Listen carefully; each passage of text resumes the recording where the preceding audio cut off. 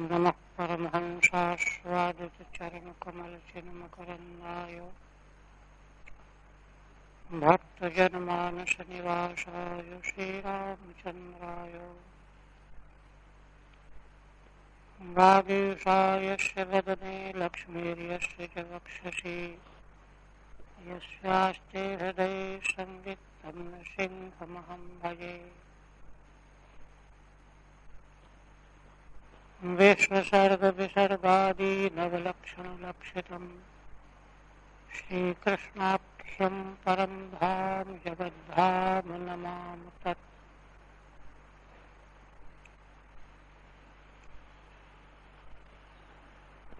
श्रीमद्भागवत के तृतीय स्कंध के 26वें अध्याय में भगवान श्री कपिल देव जी ने माता देवहूति को तत्वों के लक्षण का विवेचन किया और श्री भगवान के अनुग्रह से विराट ब्रह्मांड प्रकट हो गया। उस समष्टि ब्रह्मांड में अध्यात्म, अधिदैव, अधिभूत तीन प्रकार का विभाजन हो गया।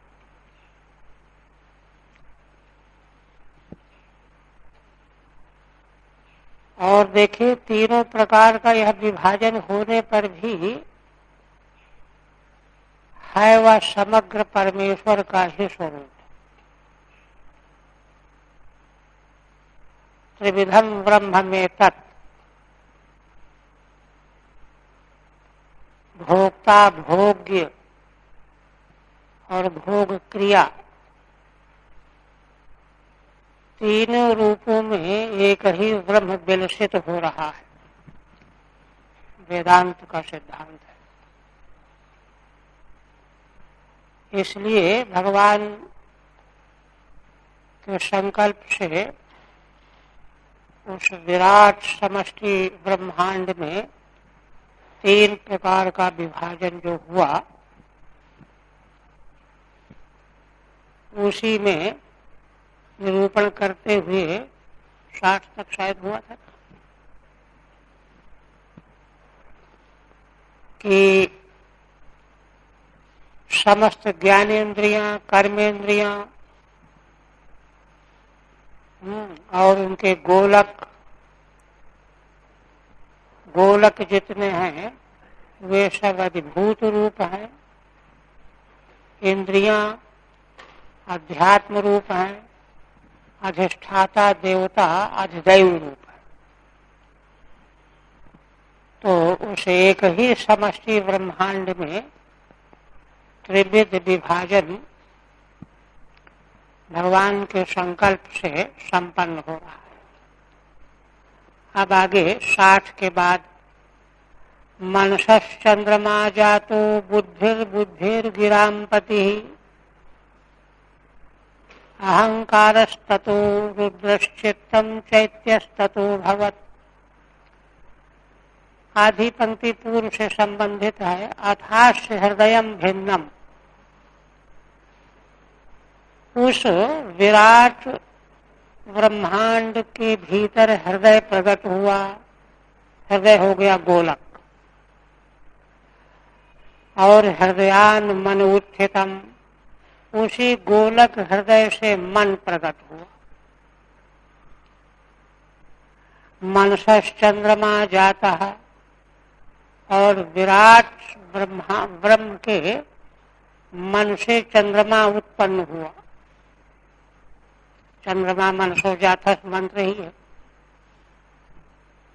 इसी प्रकार से बुद्धिर्गिरांपति ही, गोलक उसी हृदय में ही बुद्धि अंतःकरण प्रकट हुआ। और उसके अधिष्ठाता देवता ब्रह्मा, गिरांपति ब्रह्मा। तीसरे, उसी हृदय गोलक से अहंकार उत्पन्न हुआ। उसके देवता हो गए रुद्र अधिष्ठाता। उसी हृदय से गोलक से चित्तम चैत्यस्ततो भवत, और उससे चैत्य माने क्षेत्रज्ञ, चित्त को प्रकाशित करने वाला क्षेत्रज्ञ। इस तरह से ज्ञानेन्द्रियां, कर्मेंद्रियां और सभी के गोलक, उनके देवता, इस सब का प्रकाशन हो गया। अब आगे एक रहस्य श्री भगवान बताने जा रहे हैं, माता को ठीक ठीक विवेक कराने के लिए। एते ही अभ्युत्थिता देवा नैवास्योत्थापने शकन। अच्छा, इसकी टीका तो कुछ है नहीं शायद। 60 के बाद टीका थोड़ी सी है। बुद्ध्यादिश हृदय मेवाधिष्ठानम। श्रीधर स्वामी कहते हैं चारों प्रकार के अंतःकरण, मन, बुद्धि, चित्त, अहंकार का अधिष्ठान गोलक बुद्धि हृदय ही है। हृदय में एवं अधिष्ठान, बुद्धि का भी, मन का भी, अहंकार का भी, चित्त का भी। और बुद्धि के देवता गिरामपति ब्रह्मा, और चित्त के देवता चैत्य क्षेत्रज्ञ।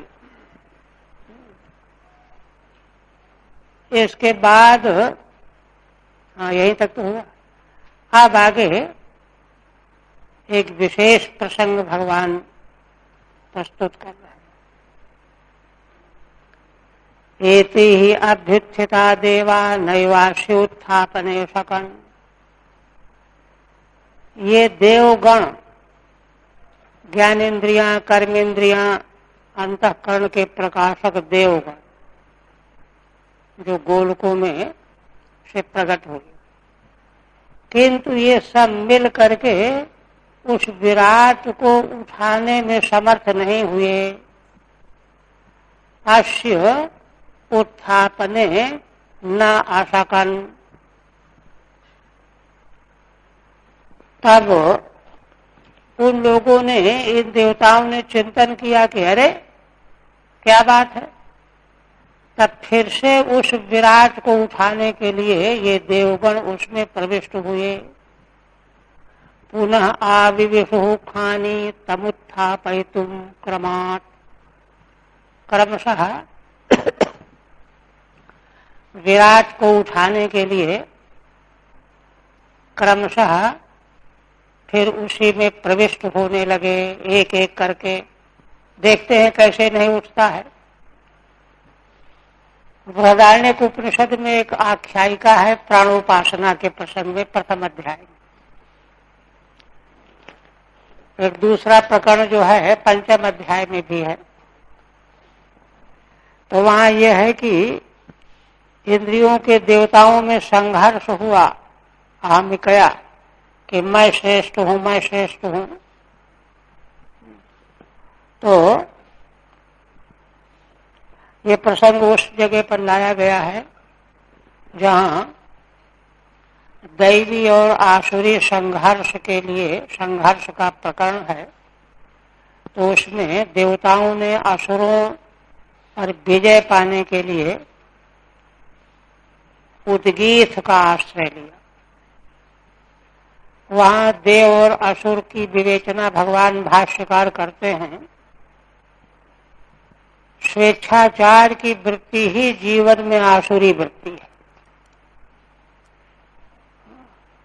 और शास्त्र के आधार पर जीवन का संचालन दैवी वृत्ति है। तो वहां मूल श्रुति में भी है और भाष्यकार ने विवेचन किया है। तत्र ज्यायांशो असुराः कनीयांशः देवाः। असुरों की संख्या बहुत ज्यादा है, देवताओं की संख्या बहुत कम है। भाष्यकार भगवान शंकराचार्य कहते हैं, स्वाभाविकी वृत्ति बलवान होती है, उसमें किसी को शिक्षा देने की जरूरत नहीं पड़ती। संसार में उन्हीं की संख्या अधिक होती है, इसलिए आसुरी भाव की वृत्तियों का आधिक्य होता है। दैवी भाव की वृत्तियों का आधिक्य नहीं है, कनियस्त है। क्यों? क्योंकि भगवान भाष्यकार कहते हैं कि शास्त्र के मार्ग पर अपने को चलाना, ढालना, यह बड़ा कठिन काम है, बड़े धैर्य की आवश्यकता होती है। इसलिए कनियांशु भी देवा, तो उनकी संख्या ज्यादा थी, जब चाहते पराजित कर देते देवताओं को। अब बड़े दुखी हुए, या तो वे भी उन्हीं की तरह से हो जाएं, या तो भाग खड़े हैं। आपस में परामर्श किया देवताओं ने, तो तय हुआ कि भाई शास्त्रीय उपासना का सहारा लेकर के हम लोग विजय पाए। उद्गीत विद्या का तो उद्गीत की संपन्नता यद्यपि प्राण से होती है, किंतु सारी इंद्रियां अपने को समझे बैठी हैं कि हमारे द्वारा होता है। तो देवताओं ने कहा, वाग देवता को चुना पहले कि हमारे लिए उद्गान करो, जिससे हम शक्तिशाली हो जाएं, तो असुरों पर हम विजय पा जाएं। विजय पाना इसलिए है कि असुर हमको धर्षित न करें। तो वाक ने उद्गान किया, तो थोड़ा सा तो उद्गान कर दिया देवताओं के लिए और थोड़ा सा अपने लिए उद्गान कर लिया। यही बात है वहां। तो इससे असुरों को मौका मिल गया, पराजित कर दिया उन्होंने, धर्षित कर दिया। अब देवता बेचारे फिर नहीं काम बना, चक्षु से प्रार्थना किया, श्रोत से क्रमशः सबकी परीक्षा करते गए। सबों में ये बात आई कि वे सब धर्षित हो गए, स्वार्थांध हो गए। देखिए, यहाँ जो प्रकरण में बात लाई जा रही है, सारी इंद्रियों के देवता जो हैं स्वभावतः स्वार्थांध होने से निर्बल हैं, इसलिए वो विराट को उठाने में समर्थ नहीं हो रहे। अंत में वो प्रकरण तो काफी लंबा है। प्राण का जब आश्रय लिया तो वहां आया है मूल श्रुति में कि असुरों को तो चाट लग गई थी। जब प्राण के द्वारा उद्गान शुरू कराया देवताओं ने, तो फिर चले कि इसको भी अभी हम पराजित कर देंगे, किंतु उससे पार नहीं मिली, स्वयं टूट फूट गए। क्यों? क्योंकि प्राण तत्व जो है वो अपने लिए कुछ करता ही नहीं। वहां तो बहुत उच्च कोटि का विज्ञान बताया गया है, उसी विज्ञान की ओर इशारा है। यहाँ क्षेत्रज्ञ जो तत्व है वही भगवत तत्व है, ईश्वर तत्व है। उसी के द्वारा सब कुछ होता है। सारी इंद्रियां उसी के द्वारा शक्तिशाली होकर के अपना अपना व्यापार संपन्न करती है, किंतु परिच्छिन्नता के अभिमान के कारण इस रहस्य को वे जानती नहीं है। तो वही जो है वैदिक जो वहां महिमा प्रकट की गई है परम तत्व की, परमेश्वर तत्व की, वही बात यहाँ, क्योंकि पुराण इतिहास तो वेदों के ही भाष्य हैं। तो क्या कहते हैं, पुनराविशु खानी तमुत्थापयितुम क्रमात्, वे सब देवता अपने अपने गोलक में हम फिर से जरा उठा करके देखते हैं कैसे विराट नहीं उठेगा। अभिमान था ना। तो टीका नहीं, कैसे कैसे देखिए, वह्निर्वाचा मुखम भेजे नोद तिष्ठत् तदा विराट। वह्नि माने अग्नि देवता, इसने वाग इंद्री का अधिष्ठाता अग्नि देवता है ना, तो अपनी इंद्री को साथ में लेकर के अग्नि देवता मुख में प्रविष्ट हुए, मुख से उत्पन्न हुए थे और बड़ी ताकत लगाई उठाने की, किंतु विराट नहीं उठा। तब घ्राणेन नासिके वायुर्नोद तिष्ठत् तदा विराट, है ना। घ्राण इंद्री को साथ में लेकर के वायु देवता प्रविष्ट हुए नासा क्षेत्रों में, वहीं से प्रकट हुए थे, किंतु फिर भी विराट नहीं उठा। अक्षणे चक्षुषादित्यो नोद तिष्ठत् तदा विराट, आदित्य देवता तीसरे चक्षु इंद्री को साथ में लेकर के अक्षणी माने नेत्र गोलक में प्रविष्ट हुए, किंतु तो भी विराट नहीं उठा। श्रोत्रण कर्णौ च दिशो नोद तिष्ठत् तदा विराट, श्री भगवान कहते हैं कि इसी प्रकार से दिशा रूपी देवता, है ना, श्रोत्र इंद्री को साथ में लेकर के कर्ण छिद्रों में प्रविष्ट हो गए। दो गोलक है ना कर्ण, इसलिए कर्णों में द्विवचन है। इंद्री तो एक है, गोलक दो है, किंतु फिर भी विराट नहीं उठा। त्वचम रोम भीरोषध्यो नोद तिष्ठत् तदा विराट, इसके बाद औषधियां देवता हैं, है ना, और रोम जो है इंद्रियां हैं, तो रोमों को साथ में लेकर के त्वक गोलक है, त्वचा में औषधियों ने प्रवेश किया, किंतु फिर भी विराट नहीं उठा। रेतसा शेषनमापस्तु नोद तिष्ठत् तदा विराट, शेषन इंद्री को साथ में लेकर के, शेषन इंद्री तो गोलक है ना, उपस्थ इंद्री रेत जिसको कहते हैं, और जल अधिष्ठाता देवता है, तो अधिष्ठात्र देवता ने शेषन में प्रवेश किया, फिर भी विराट नहीं उठा। गुदम मृत्युरपानेनो नोद तिष्ठत् तदा विराट, अपान को साथ में लेकर के मृत्यु देवता जिनका अधिष्ठान है गुद, उसमें प्रवेश किया, फिर भी विराट नहीं उठा। हस्ताविंद्रो बलेनैव नोद तिष्ठत् तदा विराट, इसके बाद हाथों के देवता इंद्र, कर के देवता, ये जो दृष्टिगोचर होते ये तो गोलक है। इंद्रियां सभी अतीन्द्रिय हैं, इंद्रियों का प्रत्यक्ष नहीं होता, ये गोलक का प्रत्यक्ष हो रहा है।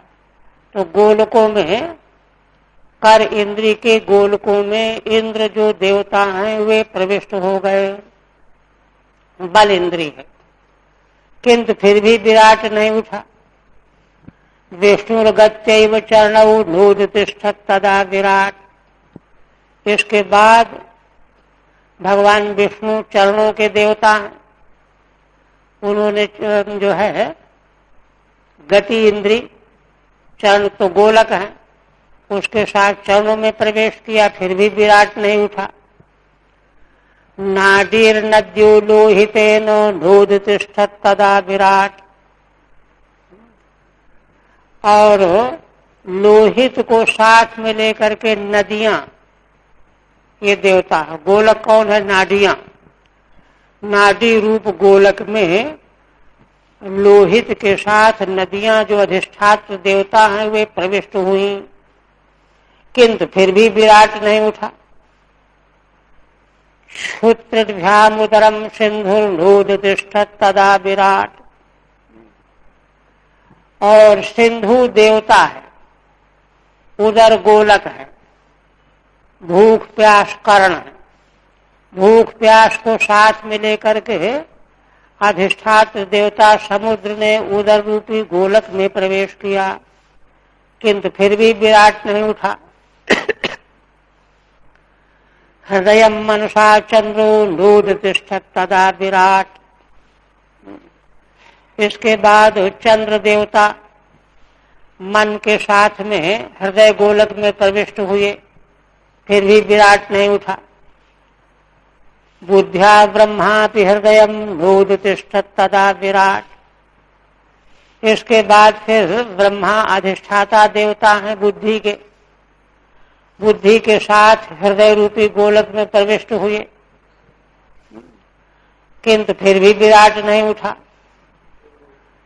रुद्रो अभिमत्या हृदयम, रुद्र भगवान, और अभिमति माने अहंकार रूपी इंद्रिय समझ लीजिए, अंतःकरण तो है ही, वो हृदय रूपी गोलक में प्रविष्ट हो गए। नोदतिष्ठत् तदा विराट, किंतु वह विराट फिर भी नहीं उठा।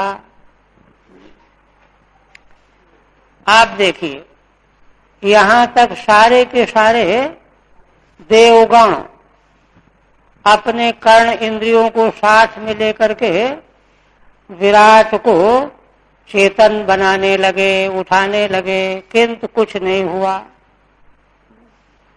जैसे वहां सारी इंद्रियां पराजित हो गई। एक आख्यायिका और भी है पंचम अध्याय में, वही इंद्रियों के देवताओं को जो अभिमान हुआ तो कहा भाई इसका निर्णय करना चाहिए। ईर्षा बहुत विलक्षण वस्तु होती है, चैन नहीं पड़े, खाना पीना अच्छा न लगे, चलो भाई हम लोगों को ब्रह्मा जी ने बनाया, उनसे निर्णय करवाएंगे। पहुंच गए वहां, पूछा जाते ही शिष्टाचार का पालन करके और पूछ दिया कि आप ठीक ठीक बताओ, हम में से श्रेष्ठ कौन है, बताइए। कितनी बड़ी चिंता श्रेष्ठता की, अभिमान। तो ब्रह्मा जी ने कहा देखिए, ब्रह्मा जी ने सोचा कि देखो ये सब अभिमान से भरे हुए हैं, अगर इनको युक्ति से हम समझाएंगे तो तर्क करने लगेंगे, बात काटने लगेंगे, लाभ नहीं होगा। इसलिए इनको क्या किया, ब्रह्मा जी ने कहा कि देखो तुम लोग स्वयं परीक्षा कर लो, जिसके चले जाने पर शरीर में कोई हानि न हो और जिसके चले जाने पर शरीर बिल्कुल बेकार हो जाए, वही श्रेष्ठ है। हंसते हुए सब चले आए, लौट आए, करने लगे परीक्षा। वाघ इंद्र 1 साल तक बाहर रहा, लौट करके आया, पूछा क्यों भाई हमारे बिना तुम कैसे चलते फिरते रहे? कहा कह रहे गूंगे आदमी जैसे बोलते ही तो नहीं है, वो तो सब कर लेते हैं, चलते हैं, देखते हैं, सुनते हैं। तब वाघ को पता चल गया कि हम तो कुछ भी नहीं। चक्षु चला गया, 1 साल तक बाहर रहे, सब ने परीक्षा ली। प्राण तत्व जब जाने लगा तो सब घबरा गए, पता चल गया सबको, प्रार्थना करने लगे आप मत जाओ, आप ही हम सब में श्रेष्ठ हो, आदि आदि। ये प्रसंग है। उसी तरह से अंतिम बात कहाँ आ रही है, चित्तेन हृदयं चैत्यः क्षेत्रज्ञः प्राविशद्यदा। देखिए इसके पूर्व में जहां से महत्त्व का प्राकट्य प्रकाशन बताया गया है, तो महत्त्व को भगवान कपिल देव जी ने वासुदेव स्वरूप बताया है। 4 श्लोकों में वर्णन है ना, स्वच्छ है, शांत है, निर्मल है, अविकृत है, वो भगवान वासुदेव। वहां जो है महत्त्व अधिदैव रूप है। तो चित्तेन हृदयं चैत्यः क्षेत्रज्ञः प्राविशद्यदा। चैत्य क्षेत्रज्ञ, क्षेत्रज्ञ परमेश्वर परमात्मा जब चित्त के साथ हृदय रूपी गोलक में प्रविष्ट हुआ, सबसे प्रधान यही है ना। विराट तदैव पुरुषः सलिलादुत्तिष्ठत्। उसी समय वह विराट पुरुष जल से उठ खड़ा हुआ, आलस्य छोड़ करके खड़ा हो गया। यह बात भगवान ने माता देवहूति को बताई। अब इसको समझा रहे हैं, ठीक है। देखिए इसमें विराट देहस्य व्यष्ट देहम दृष्टान्तत्वेन दर्शयन्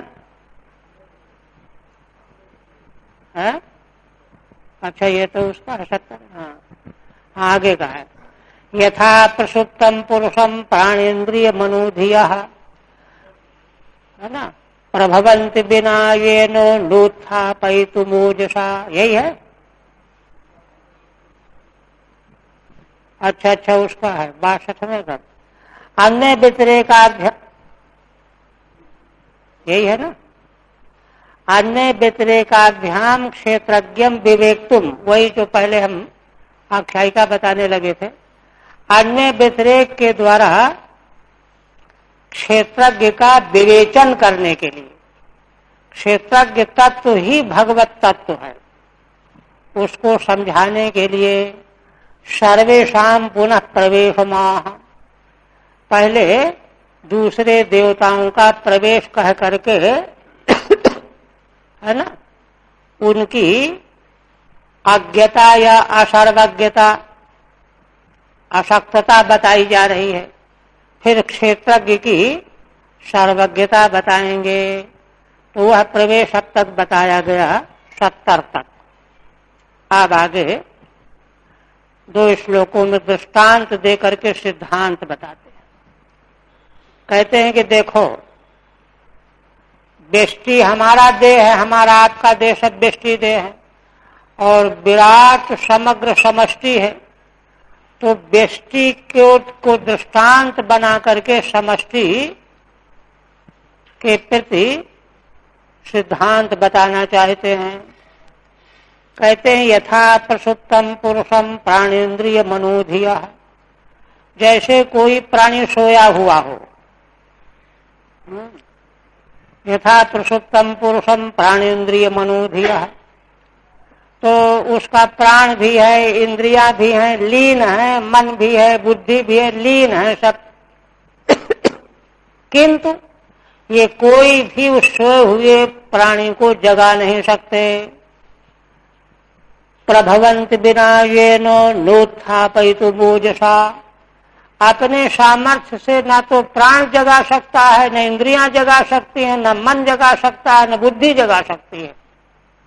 तो स्पष्ट है। कौन जगाता है? वह क्षेत्रज्ञ ही जगाने वाला तत्व है। क्षेत्रज्ञ सर्वांतर्यामी आत्मा, वही जगाता है। और सुषुप्ति के दृष्टांत के द्वारा उपनिषदों में भी और श्रीमद् भागवत में भी 12वें स्कंध में, है ना, यह बात कही गई है, स्फोट तत्व नाम लेकर के। शृणोति या इमं स्फोटम सुप्ते श्रोत्रे च शक्ति दृक्, सोया हुआ मनुष्य, उसको जो हम आवाज देते हैं, हे देवदत्त उठो, तो उठ जाता है। अब यहाँ विचार करने की बात है कि वह जो उसका संबोधित करके उच्चारण किया गया, नाम लिया गया उठो, उनको सुना किसने? श्रोत इंद्रिय तो सोई हुई है, अंतःकरण सोया हुआ, सब लीन है, कारण कोई है ही नहीं। स्वप्नावस्था में ही इंद्रियां लीन हो जाती हैं, वो तो नई इंद्रियां हैं, मन ने स्वयं बनाई है वहां स्वप्नावस्था में। सुषुप्ति में तो कुछ भी मन भी नहीं है। तब वहां कौन सुनने वाला है जो जगा देता है उसको? तो वहां ये सिद्धांत स्थापित किया गया है, वही आत्मा है, वही परमेश्वर है, वो जगाता है। क्योंकि उसको वही शब्द है ना, सुप्ते श्रोत्रे च शक्ति दृक्। यद्यपि सुनने वाला यंत्र है कान, श्रोत्र, वो तो सो रहा है, वो तो सुन नहीं सकता। जागृत तब तो सुनेगा, है ना। कहते हैं कि ठीक है, सारी इंद्रियां सोई हुई हैं, इंद्रियां निर्व्यापार हैं, किंतु इंद्रियों में जो शक्ति जहां से आती है, जो स्रोत आत्मा, वो कभी नहीं सोता। शक्ति को प्रकाशित करने वाला शक्ति दृक् है आत्मा, वो नहीं सोता। इसलिए वही उस स्फोट को सुन करके, स्फोट माने बोधक वाक्य शब्द सुन करके व्यक्ति को जगा देता है, भाई उठो चलो, कोई जरूरत आ गई है। इसी तरह से यहाँ पर भी बात है। तम अस्मिन् प्रत्यगात्मानं धिया योग प्रवृत्तया भक्त्या विरक्त्या ज्ञानेनो विविच्यात्मनि चिन्तयेत्।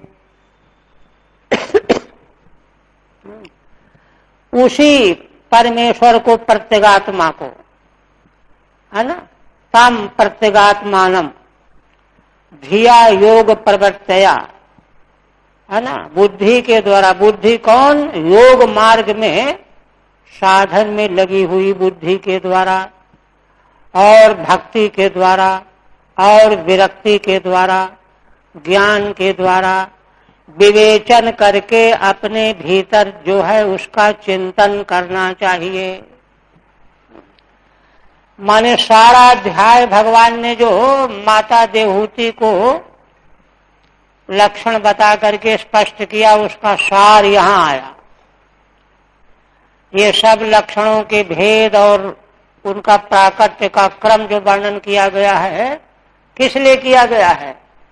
अपने आत्म स्वरूप, पुरुष स्वरूप को पृथक जानना है।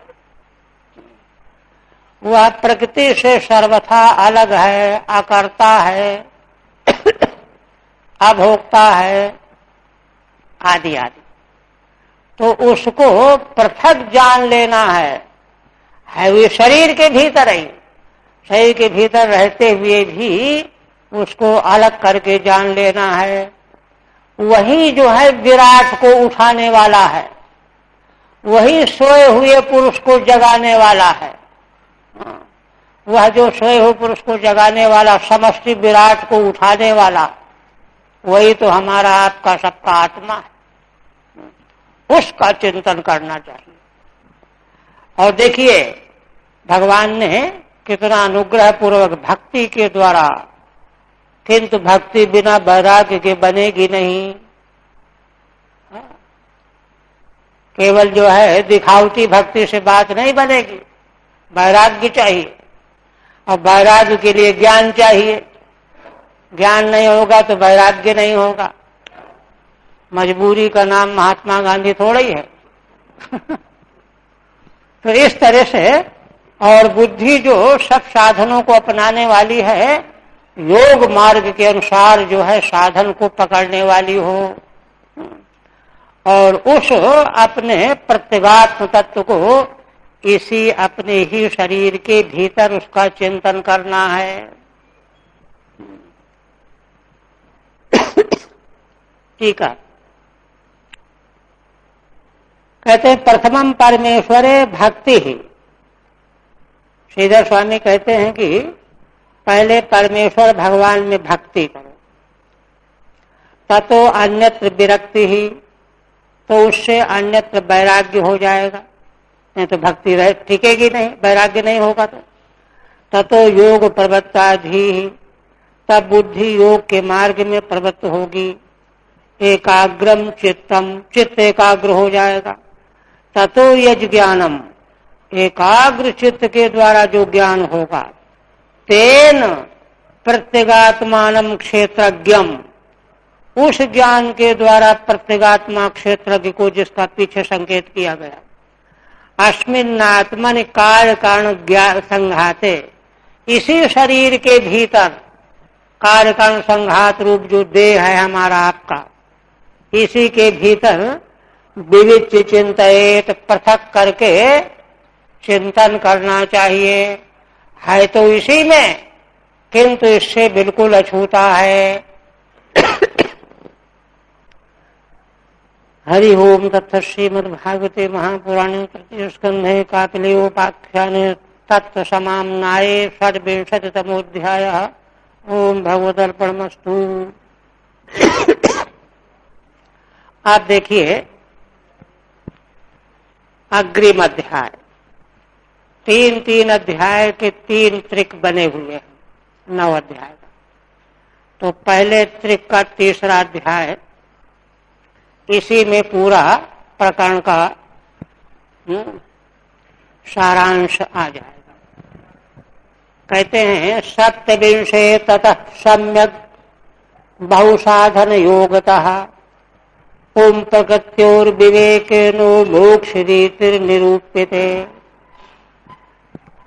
अब आगे वाले 27वें अध्याय में श्रीधर स्वामी बता रहे हैं कि ठीक ठीक प्रकार से बहुत से साधनों को अपनाने से सम्यक बहुसाधन योगतः, सम्यक माने ठीक ठीक साधन अपनाए जाओ, बहुत से साधन अपनाए जाओ।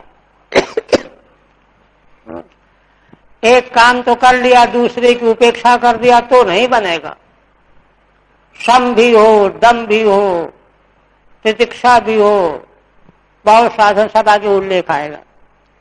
इससे क्या होगा? पुं प्रकृत्योर विवेकेनो, पुरुष और प्रकृति का विवेक करके मोक्ष रीति ही निरूप्यते, मोक्ष की रीति का निरूपण किया जाएगा। आप कहते हैं भगवान, श्री भगवान उवाच, माता देवहूति का प्रश्न आगे आएगा। अभी तो वही प्रसंग जहां है ना 25वें अध्याय में ही प्रश्न किया था कि आप को प्राप्त कराने वाली भक्ति कैसी होती है। उसी प्रसंग में जो प्रश्न किया गया था उसी क्रम में उत्तर भगवान देते चले आ रहे हैं।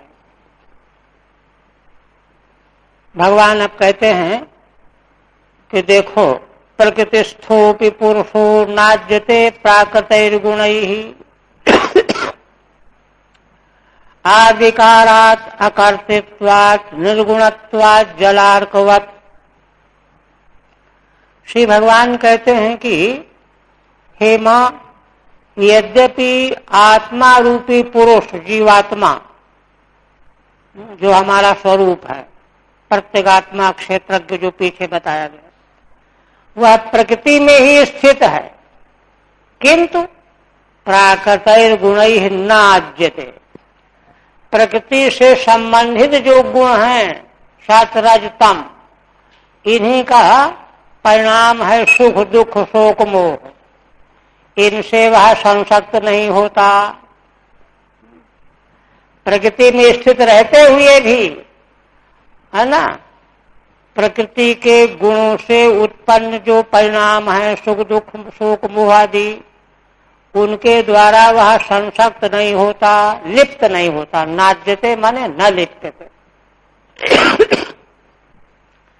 तो क्यों नहीं लिप्त होता? कोई प्रश्न कर दे कि वाह, प्रकृति में ही स्थित है तो लिप्त क्यों नहीं होगा? कहते हैं हाँ, अविकारात् अकर्तृत्वात् निर्गुणत्वात् जलार्कवत्। क्योंकि आत्म चैतन्य पुरुष विकार रहित है, निर्गुण है ना। विकार तो गुणों का परिणाम है, वह तो निर्गुण है। अविकारात्, विकार कहाँ होता है? जहां क्रिया होती है।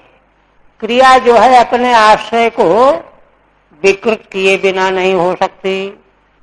कोई मेहनत करेगा तो थकेगा, थकना ही विकार है। किंतु पुरुष में तो कोई विकार है ही नहीं, इसलिए अविकारात्। विकार क्यों नहीं? अकर्तृत्वात्, अकर्ता क्यों है? निर्गुणत्वात्। कहते दृष्टांत इसमें जलार्कवत्, जल में सूर्य का प्रतिबिंब पड़ रहा है, तो प्रतिबिंब जो है जल के शीतलता का उसमें कोई असर नहीं। जल की शीतलता, जल का चांचल्य प्रतिबिंब में कोई प्रभाव नहीं डालता। जैसे ऐसे ही आत्म चैतन्य पुरुष रहतो प्रकृति में है, किंतु उसमें किसी प्रकार का विकार नहीं, किसी प्रकार का प्रभाव नहीं पड़ता, लिप्त नहीं होता। ठीक है। विवेक ज्ञानेन मोक्षम उपपादयितुम शुद्ध शैव पुरुषस्य प्रकृत्य विवेकतः पूर्वोक्तम संसारम अनुस्मारयति। श्रीधर स्वामी कहते हैं कि देखो, विवेक ज्ञान के द्वारा मोक्ष का उत्पादन करने जा रहे हैं इस अध्याय में। तो कैसे उत्पादन करेंगे? तो रहस्य बताते हैं। कहते हैं देखो, पुरुष तो नित्य शुद्ध बुद्ध है ही, शुद्ध शैव पुरुषस्य।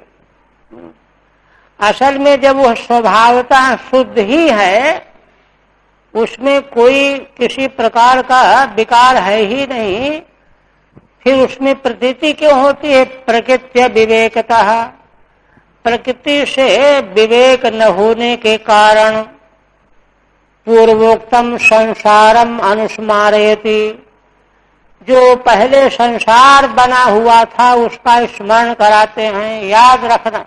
कहते हैं याद रखना, पुरुष को संसार वस्तुतः है नहीं, किंतु प्रकृति के साथ में जो मेल बना लिया है उसने, प्रकृति को ही अपना स्वरूप बना लिया है, विवेक नहीं रह गया है, विवेक उसका ढक गया है, आवृत हो गया है, इसलिए संसार उसको है, भास रहा है।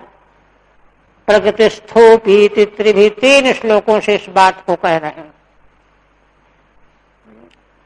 इसीलिए कहते हैं देहस्थोपी, है ना। प्रकृतिस्थोपी माने देह में, प्रकृति रूपी देह उसमें स्थित है, किंतु उसके गुणों से, सुख दुखादिकों से लिप्त नहीं है। नाज्यते न लिप्यते, गुणै ही तत्कृत सुख दुखादि भी। गुणों से लिप्त होना क्या है? गुणकृत सुख दुख, शोक मोह आदि, इनसे लिप्त नहीं होता। क्यों लिप्त नहीं होता? निर्गुणत्वात्, अकर्तृत्वम ततो अविकारित्वम तस्मात्। निर्गुण होने से वह कर्ता नहीं है, और कर्ता नहीं होने से विकारी नहीं है, अविकारी है। कर्ता को ही विकार का आश्रय माना गया है। दूसरा, सएष यदि प्रकृतिर्गुणेषु अभिविसज्यते अहं क्रिया विमूढ़ात्मा कर्तास्मीत्यभिमन्यते। भगवान कहते हैं कि स्वभावतः तो पुरुष अकर्ता अविकारी है, लिप्त नहीं है, किंतु वही प्रकृति के गुणों में अभिविसज्यते, जब वो संसक्त हो जाता है, प्रकृति के गुणों को ही अपना स्वरूप मान लेता है, प्रकृति के गुणों को, क्रिया को अपनी क्रिया मान लेता है।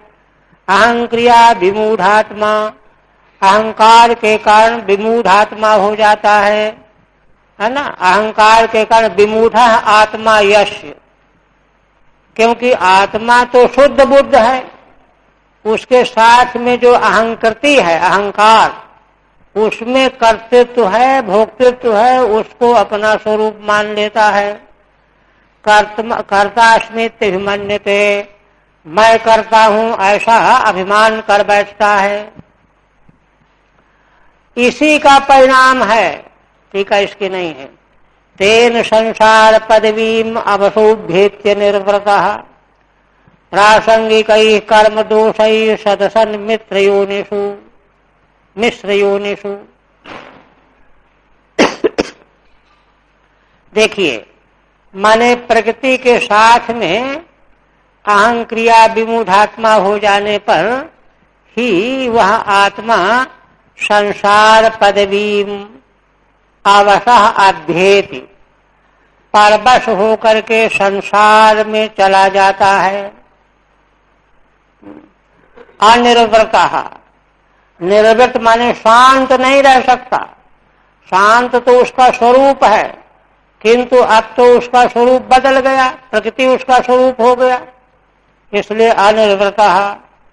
अनिर्वृत माने अशांत हो गया। अब तो उसको लगता है कि ये करो, ये करो, ये मिलेगा, ये मिलेगा। प्रासंगिक कर्म दोष ही, तब सुख पाने के लिए, दुख मिटाने के लिए नाना प्रकार के कर्म करने लगता है। और संसार के परिस्थिति और विषयों में आसक्त होकर के नाना प्रकार के दोषयुक्त कर्म होने लगते हैं। उन्हीं कर्म दोषों के कारण प्रासंगिक है ना, जो वस्तुओं में संग होने कारण से जो दोषयुक्त कर्म बने हैं, तीनों प्रकार के कर्म, शुद्ध कर्म, अशुद्ध कर्म, धर्म अधर्म और मिश्रित कर्म, तीन तरह के कर्म। सदसन में श्रेयोनिषु, तो उन्हीं कर्म दोषों के कारण जो है सत योनि, असत योनि और सत असत दोनों से मिली हुई योनियों में उसको जन्म लेना पड़ता है। ठीक है।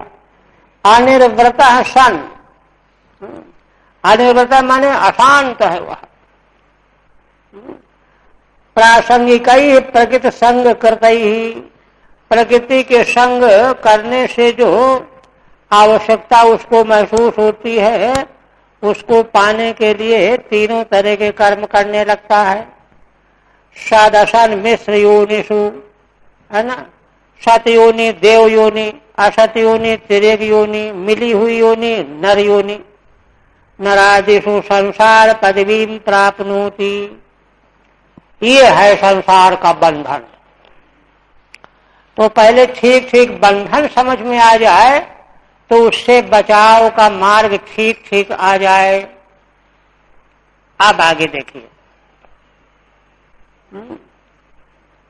आप किसी ने प्रश्न किया, कहा कि अरे जब वस्तुतः पुरुष जो है अकर्ता है, अभोक्ता है, अविकारी है, उसमें कोई लेप ही नहीं है, तो साधन क्यों करना? साधन की क्या जरूरत है? संसार का बंधन उसमें है ही नहीं, तो साधन की अपेक्षा क्यों? उस पर कहते हैं कि देखो ये रहस्य है, वेदांत शास्त्र का रहस्य। अर्थे यह विद्यमानेपि संस्कृत न निवर्तते। यह श्लोक श्रीमद् भागवत में हम समझते हैं 5-7 बार दोहराया गया है, कई स्कंधों में, 11वें स्कंध में, 4थे स्कंध में, 5वें स्कंध में, यहां भी बहुत जो है ना, हृदय ग्राही श्लोक। अर्थे यह विद्यमानेपि, कहते हैं कि अर्थ अविद्यमान रहने पर भी संस्कृति का कारण बन जाता है। संस्कृत न निवर्तते, संसार की प्राप्ति के लिए संसार का सच्चा होना जरूरी नहीं है। भामतीकार ने वेदांत सूत्र के भाष्य व्याख्या में वहां पूर्व पक्षी को उत्तर दिया है। संसार के सत्यत्व की सिद्धि के लिए बड़े तर्क किए गए हैं। कहते रज्जु में सर्प का जो दृष्टांत दिया जाता है, तो सर्प कहीं तो सत्य होता है, रज्जु में दिखाई पड़ा। तो इसी तरह से ब्रह्म में अगर जगत मिथ्या है तो कहीं तो सत्य होना चाहिए, ये तर्क किया गया हुआ। भ्रांतिकार उत्तर देते, कहते नहीं, है ना, भ्रांति के लिए वस्तु चाहिए, वस्तु का सत्यत्व अपेक्षित नहीं है। अब छोटे बालक के सामने रबड़ का सांप बना के दिखा दो, प्लास्टिक का सांप, डर जाएगा। तो उसको डर पैदा कराने के लिए असली सांप हो तभी डरे, जरूरी थोड़ी है। उसी तरह से कहते अर्थे ही विद्यमानेपि, अर्थ माने कुछ भी विद्यमान न रहने पर भी संस्कृति न निवर्तते, उसके संबंध से संस्कृति माने संसार की अनुभूति का निवर्तन नहीं होता। दृष्टांत दे रहे हैं, ये श्लोक सांगोपांग बुद्धिस्त करना चाहिए, कई बार भागवत में आया है। ध्यायतो विषयानस्यो स्वप्ने अनर्थागमो यथा। दृष्टांत देखिए, स्वप्न में जो जो दिखाई देता कुछ भी नहीं होता। स्वप्न में दिखाई देता है, कह रहे शेर पीछे पड़ गया हमारे, अब भाग रहा है, कांप रहा है, चिल्ला रहा है, बचाओ बचाओ, है कुछ नहीं। किंतु अनर्थागम है कि नहीं? वस्तु बिल्कुल नहीं है, लेकिन अनर्थ का आगम है। ये दृष्टांत है ना। विध्यायतो विषयानश्य, क्यों? क्योंकि वह जो शेर उसको दिखाई पड़ रहा है, चाहे सांप दिखाई पड़ रहा है, उसके मन से ही दिखाई हुआ है। सोचा उसने, सांप दिखाई पड़ गया, शेर दिखाई पड़ गया। ध्यायतो विषयानस्य अस्य स्वप्न द्रष्टु, अस्य स्वप्न द्रष्टु, स्वप्ने ध्यायतः यथा अनर्थागमः, वह ध्यान कर रहा है, भेड़िया है, शेर है, ये है, वो है, अनर्थ आ गया।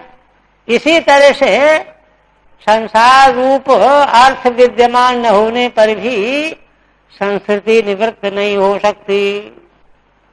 टीका देखिए, नानु तद ही अवास्तवत्वात् संसृते है। जैसा कि पीछे बताया भगवान ने, तो संस्कृति तो अवास्तविक है, नकली असली है नहीं। पुरुष तो जो है कभी कर्ता भोक्ता है ही नहीं, वो तो प्रकृति के उसमें असली तो है नहीं। तो कहते हैं किम तन्निष्ठ तन्निवृत्ति प्रयासेन, तो फिर इस संस्कृति के निवृत्ति का प्रयास हम क्यों करें? जो वस्तु वास्तव में होती ही नहीं है उसकी निवृत्ति का प्रयास क्यों करना? तो कहते हैं कि देखो उसी पर ये श्लोक है।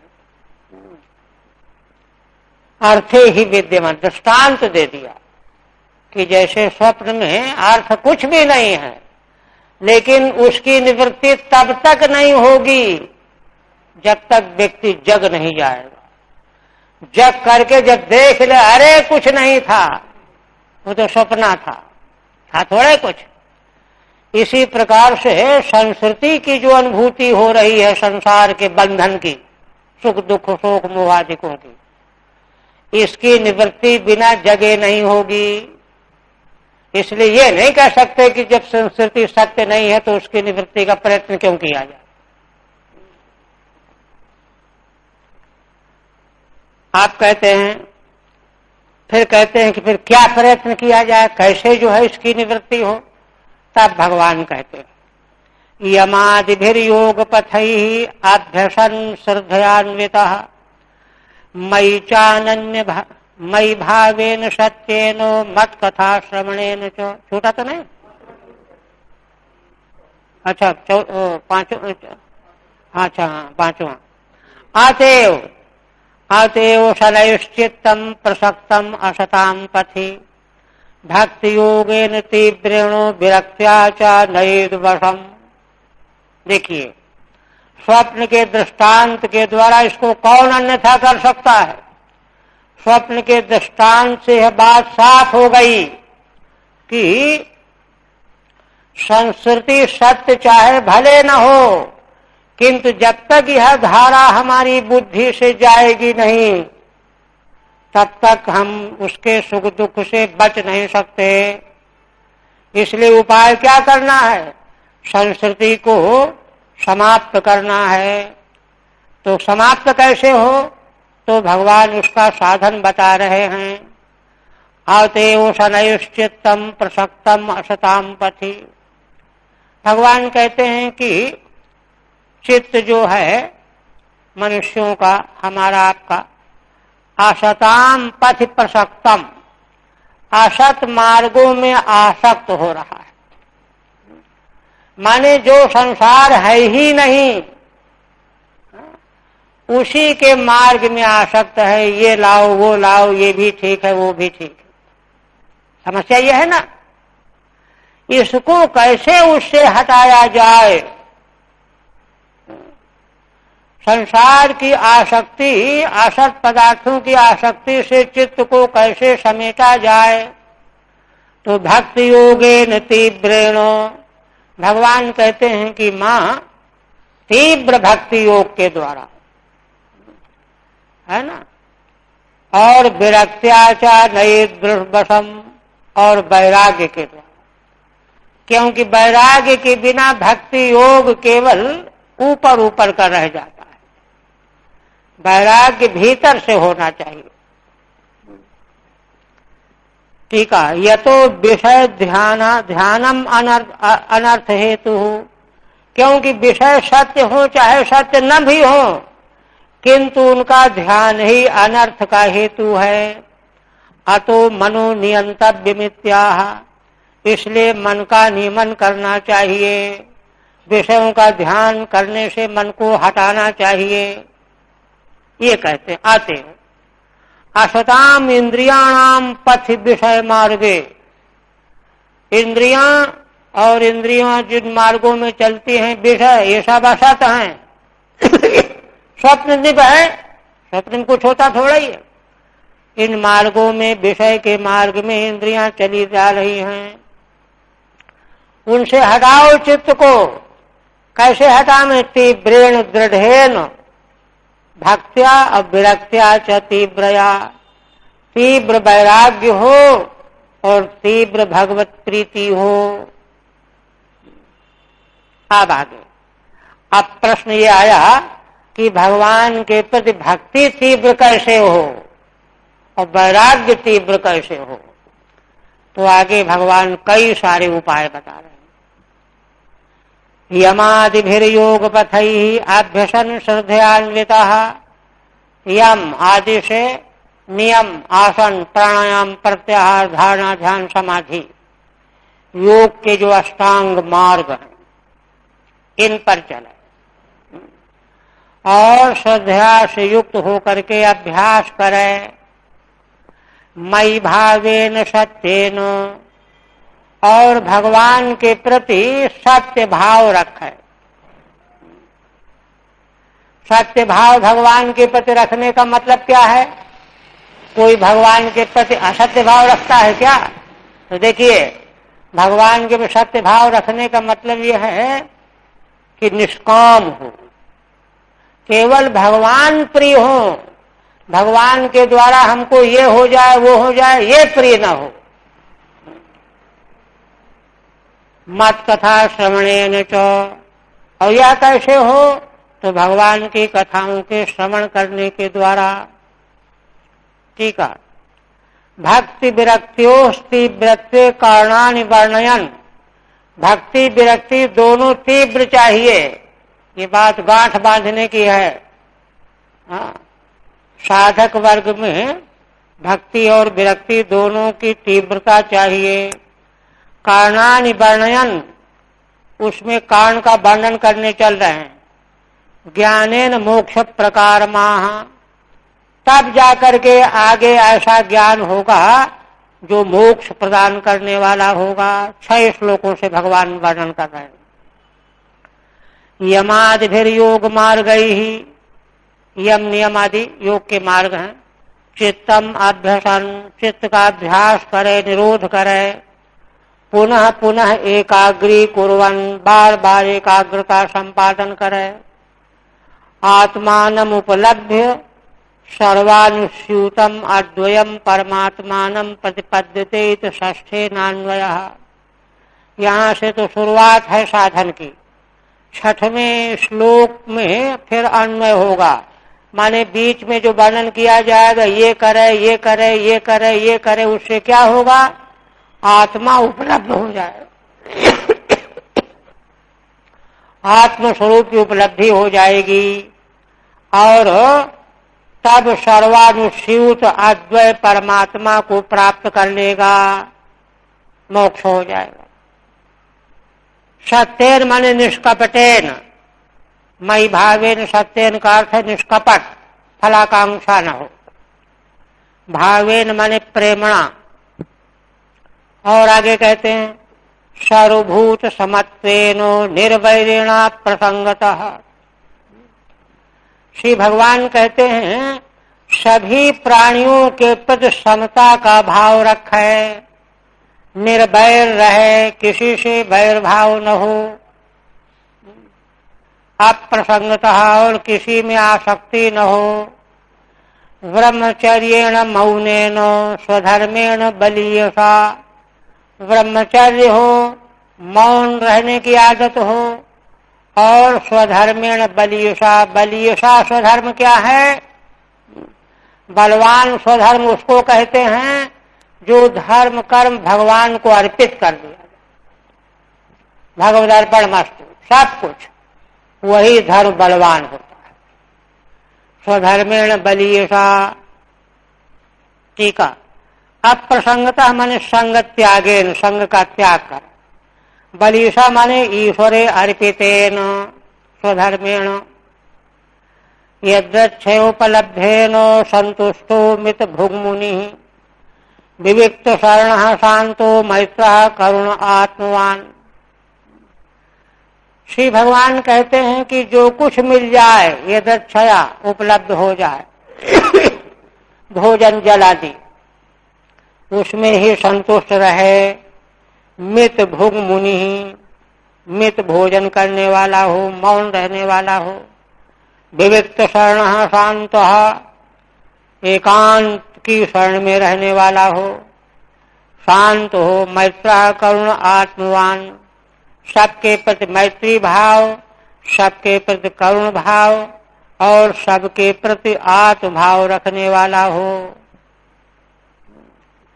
विविक्त शरण, एकांत वासी। अब देखिए, इन साधनों का चिंतन करेगा तो जीवन में उपद्रव खत्म होता चला जाएगा।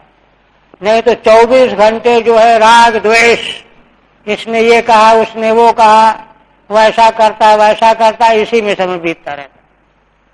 ये साधन अपनाए जाने पर वो सब खत्म हो जाए। सानुबंधे च देहेस्मिन् कुर्वन्न सदाग्रहम् ज्ञानेन दृष्टतत्वेन प्रगते पुरुषस्य च। पुनः भगवान कहते हैं, इस देह में और देह के अनुबंधी परिवार, मकान, दुकान वगैरह, इनके प्रति असद आग्रह न करे, माने अहंता ममता न करे। ये सब असत हैं, असत मान करके अहंता ममता न करे। ज्ञानेन दृष्टतत्वेन प्रगते पुरुषस्य च। कहते हैं कि अहंता ममता कैसे न करे, बनी हुई है तो बनी हुई है, कैसे करे? तो भगवान कहते हैं, भाई देखो, समझो बात को, है ना। प्रकृति और पुरुष का जब तत्व देख लिया जाएगा, है ना, दृष्टतत्वेन ज्ञानेन, प्रकृति का मूल तत्व क्या है, पुरुष का तत्व क्या है, यह जब तत्व दर्शन वाला ज्ञान मिल जाएगा तो मालूम पड़ जाएगा कि अरे मैं देह तो हूं ही नहीं। अध्यास मिट जाएगा, अहंता ममता दोनों नष्ट हो जाएंगे। यही कह रहे हैं, असदाग्रहम अहंता ममताम, अहम ममता प्रगते पुरुषस्य च दृष्टम तत्वम येन तेन ज्ञानेन। ये किस ज्ञान से अहंता ममता मिटेगी, है ना। अब ज्ञान करोगे ही नहीं तो अहंता ममता कैसे मिटेगी? अपने आप मिटने वाली नहीं। कहते हैं प्रकृति और पुरुष का दृष्ट तत्व का दर्शन कर लेने पर मिटेगी। तेन ज्ञानेन निवृत्त बुद्ध्यवस्थानो दूरीभूतान्य दर्शन उपलभ्यात्मनात्मानं चक्षुषे वार्कमात्मदृक्। पुनः भगवान कहते हैं, मोक्ष का समग्र मार्ग बता रहे हैं। कहते हैं निवृत्त बुद्ध्यवस्थान, माने बुद्धि के अवस्थान। देखिए, संसार में सामान्य रहनी सहनी में अहंता ममता नहीं रही और सब बातें आ गई पीछे। आप कहते हैं कि देखो, 3 अवस्थाएं रोज हम लोग अनुभव करते हैं, जागृत अवस्था, स्वप्नावस्था, सुषुप्ति अवस्था। ये तीनों अवस्थाएं बुद्धि की हैं। बुद्धि के संबंध से तीनों अवस्थाओं का आना जाना बना रहता है। इनसे निवृत्त हो। देखिए मतलब क्या हुआ, अरे भाई ये तीनों अवस्थाएं बुद्धि तक सीमित हैं। मैं जो आत्मा हूं, मांडूक्य उपनिषद, मैं जो आत्मा हूं वह तो तुरीय तत्व हूं। मेरा इन अवस्थाओं से कुछ भी संबंध नहीं। इनका प्रकाशक तो मैं ही हूं, किंतु इनसे अलग हूं। निवृत्त बुद्ध्यवस्थान दूरी भूतान्य दर्शन। अब देखिए, जागृत अवस्था में जो कुछ देखा सुना, स्वप्नावस्था में जो कुछ देखा सुना, सुषुप्ति में जो कुछ अनुभव हुआ, ये सारा अन्य दर्शन है। आत्मा से भिन्न वस्तुओं का दर्शन है, कुछ नहीं महत्वपूर्ण है, इनसे दूर हो गए, हटाओ ये सब वाहियात है, ऐसा हो जाए। तब उपलब्ध्यात्मनात्मानम, ऐसा करते करते अपने से आत्मा को उपलब्ध कर लेगा। जैसे चक्षुषेवार्कमात्म दृक्,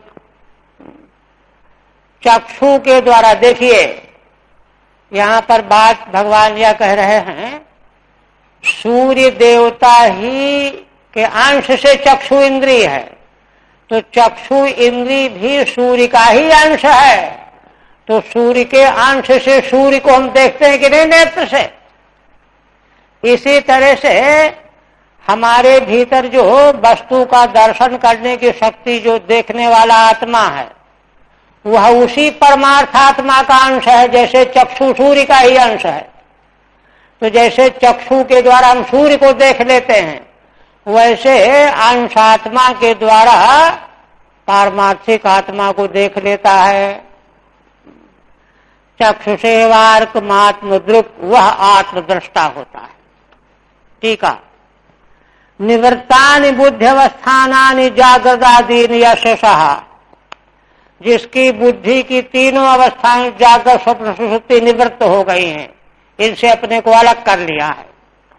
अतएव दूरी भूतान्यम भूतम अन्य दर्शनम यस्य, इसलिए अन्य दर्शन करना, हम जो कुछ भी गणित लगाते हैं तीनों अवस्थाओं के विषय में ही तो रखते हैं, उससे दूर हो गया। आत्मना अहंकारावच्छिन्नेन आत्मानम, आत्मा जो देखने वाला है वह अहंकार से अवच्छिन्न, मैं देखता हूं, है ना, अहंकारावच्छिन्नेन आत्मानम शुद्धम उपलब्ध। जैसे सूर्य का अंश रूप नेत्र से सूर्य को देखा, वैसे ही आत्मा से अवच्छिन्न अहंकार के द्वारा शुद्ध आत्मा को देखना है। शुद्धम उपलब्ध्य एकैवावच्छेदाभ्याम कर्ण कर्मत्वे दृष्टांत माह। देखिए श्रीधर स्वामी किस तरह से स्पष्ट करते हैं।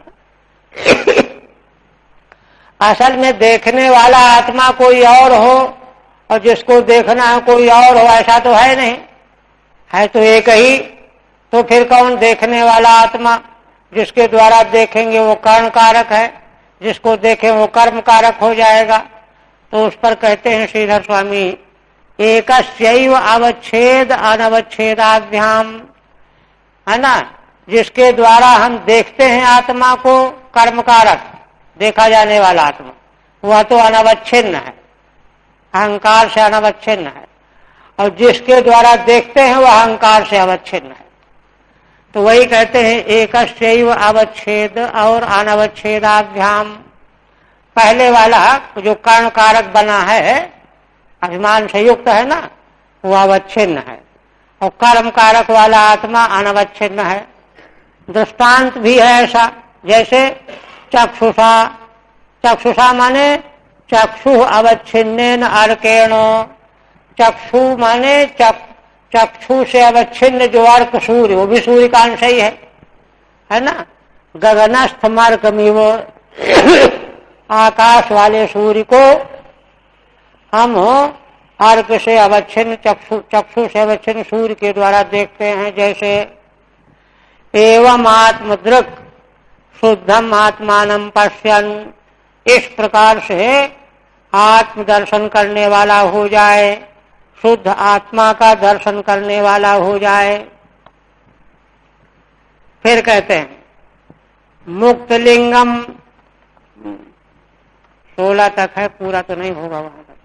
मुक्त लिंगम निरुपाधिकम, मुक्त लिंगम सदा भासम असति प्रतिपद्यते, ततो बंधुम असच्चक्षु सर्वानुस्यूत मद्वयम। श्री भगवान कहते हैं इस प्रकार से साधन में लगते लगते क्या होगा, हमको उस आत्मा का दर्शन हो जाएगा जो लिंग से मुक्त है, मुक्त लिंगम और सदाभास स्वरूप है कहाँ? असति, जो संसार प्राकृत जगत है नहीं उसी में दिखाई देगा, किंतु हमको इस रूप में दिखाई देगा। ततो बंधुम असच्चक्षु सर्वानुस्यूत मद्वयम, वही असल में कारण का बंधन स्थान भी है शुद्धात्मा पुरुष,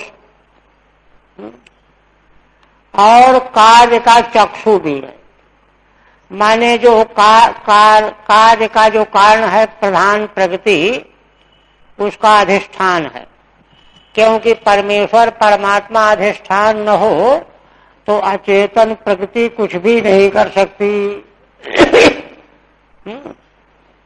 वैदिक सांख्य में यही तो विशेषता है कि परमात्मा ही सर्वे सर्वा और असत रूप जो जगत प्रपंच है ना, इसको भी देखने वाला चक्षु भी वही है। ऐसा जो कार्य और कारण दोनों में अनुस्यूत अद्वय है उसको प्राप्त कर लेता है साधक। टीका, मुक्त लिंगम निरुपाधिकम, लिंग से रहित निरुपाधिक। आशाति मिथ्याभूते अहंकारे, अहंकार मिथ्याभूत है ना, उसी में सदा आभासित होने वाला जो आत्म तत्व है, सदरूपेण आभासमानम, सदरूप के द्वारा जो आभासमान होने वाला है वही ब्रह्म है। अस्ति अस्ति ब्रह्म प्राप्नोति, शुद्ध जीव स्वरूपाद विशेषमा, कहते हैं शुद्ध जीव के स्वरूप से विशेष बात कहते हैं। सतः कारणस्य प्रधानस्य बंधुम अधिष्ठानम, सतरूप जो कारण तत्व है प्रधान प्रकृति उसका अधिष्ठान है सदरूपात्मा मुक्तलिंग, और असत रूप जो कार्य है उसका चक्षु की तरह से प्रकाश करने वाला है। सर्वेषु कार्य कारणेषु अनुस्यूतम, कार्य कारण सब में अनुस्यूत है, और इसीलिए अद्वयम परिपूर्णम। यहाँ यही है पंक्ति, शुद्ध जीव स्वरूपात विशेषमा, शुद्ध जीव स्वरूपात यही है, शुद्ध जीव स्वरूपात विशेषमा। शुद्ध जीव स्वरूप को अलग करके कह रहे हैं, नहीं तो जीव का स्वरूप शुद्ध हो गया तो ब्रह्म ही हो गया। तो विशेष कहने का मतलब यह है कि उसकी अद्वय परिपूर्णता बताने के लिए विशेष कह रहे हैं। दृष्टांत दे रहे हैं भगवान, कहते हैं कि देखो यथा जलस्थ आभासः स्थलस्थेनावदृश्यते स्वाभासेन तथा सूर्यो जलस्थेन दिवि स्थितः। बहुत सटीक दृष्टांत है। देखिए तीन चीजें हैं यहाँ पर। जल में सूर्य का प्रतिबिंब पड़ रहा है और जल के हिलने से प्रतिबिंब हिल रहा है, उसकी आभा जलाशय के पास वाले दीवार में पड़ रही है। तो सबसे पहले देखने वाला दीवार में जब प्रकाश को चमकता हुआ देखता है तो उसका ध्यान जाता है प्रतिबिंब की ओर। तो दीवार वाले आभास से प्रतिबिंब का ज्ञान हुआ और प्रतिबिंब के द्वारा आकाश के सूर्य का ज्ञान होता है। तीन चीजें हैं, वही यहाँ भगवान कह रहे हैं। यथा जलस्थ आभासः, जल में स्थित आभास माने सूर्य का प्रतिबिंब। स्थलस्थेन अवदृश्यते। स्थल माने दीवाल में उसकी चमक पड़ रही थी प्रतिबिंब की, उसको देखने से ध्यान उधर गया, और जब जलीय प्रतिबिंब को देखा स्वाभासेन तथा सूर्य तो उसके द्वारा आकाश वाला सूर्य, जलस्थेन दिवि स्थितः, जलस्थेन स्वाभासेन दिवि स्थितः सूर्य दृश्यते। तीन चीजें हुई, ये दृष्टांत है। अब इसको दार्ष्टान्तिक में भगवान लगा रहे हैं, फिर टीका करेंगे। एवं त्रिविधंकारो भूतेन्द्रिय मनोमयैः स्वाभासैर्लक्षितो नेनो सदाभासेन सत्यदृक्। इसी प्रकार से त्रिविध अहंकार भूत इंद्रिय मनोमयी, पंचभूत इंद्रियां और मन, तीन आकार वाला है ना। तो देखिए पंचभूत इंद्रियां और मन त्रिविध अहंकार के ही तो कार्य हैं। जैसे दीवाल में जो चमक प्रतीत हो रही थी वो जलाशय के प्रतिबिंब की चमक थी, तो उसी प्रकार से त्रिविध अहंकार की चमक है भूत इंद्रियां और मन। मनोमय का मतलब मन के संकल्प विकल्प, ये उसके आभास हैं। इन आभासों के द्वारा पहले हमको क्या ज्ञान होगा? त्रिविध अहंकार का ज्ञान होगा। जैसे दीवाल की चमक को देख करके जलाशयगत प्रतिबिंब का ज्ञान हुआ, वैसे ही पंचभूत इंद्रिय और मन के संकल्प विकल्पों के माध्यम से त्रिविध अहंकार को पकड़ो। अनेन सदाभासेन सत्यदृक्, और फिर अहंकार को प्रकाशित करने वाला जो शुद्ध आत्मा, अहंकार के द्वारा उसको ग्रहण करो। जैसे वहां जलीय प्रतिबिंब के द्वारा आकाश वाले सूर्य को ग्रहण किया, इस तरह से है ना सत्य दृक्, सत्य का दर्शन करने वाला आत्म तत्व।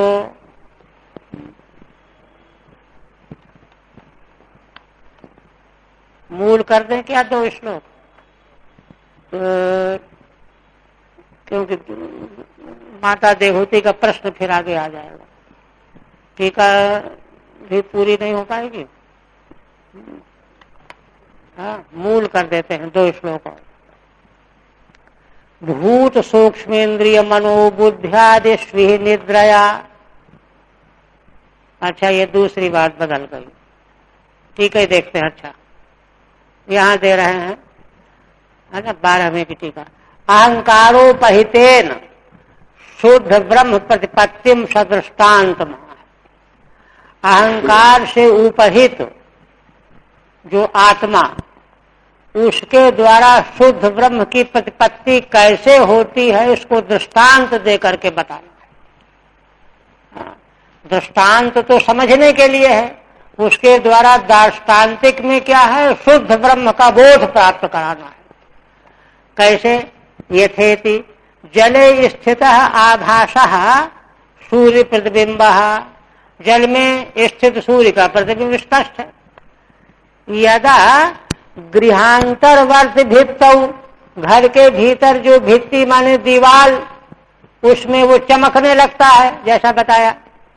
तदा गृह कोण स्थित पुरुषैः, तो गृह के कोण में स्थित पुरुषों के द्वारा देखा जाता है भाई दीवाल में क्या चमक रहा है। भित्त्यादौ स्थले स्थितेन स्वाभासेन, है ना, तो उसके द्वारा वे जलीय प्रतिबिंब को देखते हैं, और जलीय प्रतिबिंब के द्वारा आकाश वाले सूर्य को देख लेते हैं। स्थले स्थितेन स्वाभासेन सूर्य प्रतिबिंबेन, स्थल में स्थित जो आभास दीवाल में था उसे सूर्य का प्रतिबिंब दिखाई पड़ा।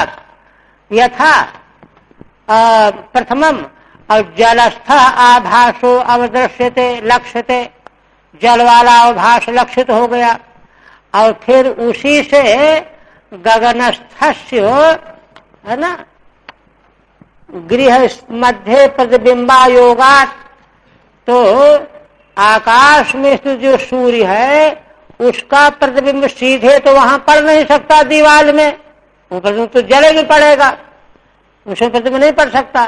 चार से तथा शब्द, तथा शब्द चा के अर्थ में, यथा चैत्यर्थ, जैसे आकाश वाला प्रतिबिंब जलाशय में पड़ सकता है, दीवार में नहीं, इसलिए जलाशय वाले प्रतिबिंब से आकाश वाले बिंब का ग्रहण होगा।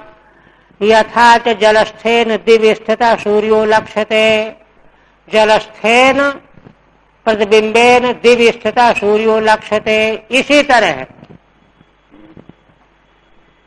एवं भूतेन्द्रिय मनोमय ही देहेन्द्रिय मनो भी अवच्छिन्न ही, ये तीसरी कोटि है। पंचभूत इंद्रियां और मन के संकल्प देह इंद्रियां और मन से अवच्छिन्न स्वाभास है, ये अहंकार के आभास है, अहंकार इनमें फैला हुआ है। आत्म प्रतिबिंब ही है ना, त्रिविध त्रिगुणो अहंकार, जिस अहंकार के ये प्रतिबिंब भूत हैं तो इनके द्वारा उसी अहंकार का ग्रहण होता है पहले, त्रिगुणो अहंकार, और सतो ब्रह्मण आभासः, वह अहंकार भी सतब्रह्म का आभास है, फिर उस अहंकार के द्वारा ब्रह्म का ग्रहण होगा। तेन रूपेण लक्षितः, माने पंचभूत इंद्रिय मन के संकल्प विकल्पों के द्वारा अहंकार को लक्षित करो, अहंकार के द्वारा उस अहंकार के प्रकाशक शुद्ध आत्मा को लक्षित करा रहे हैं। अहंकारस्था भाषम बिना विषया भाषा नुत्पत्ते है, क्योंकि अहंकार में अगर ब्रह्म का आभास न हो तो विषयों का आभास होना संभव न हो। अहंकार तो जड़ है, वो तो आत्मा के आभास के बिना है ना किसी को प्रकाशित कर ही नहीं सकता।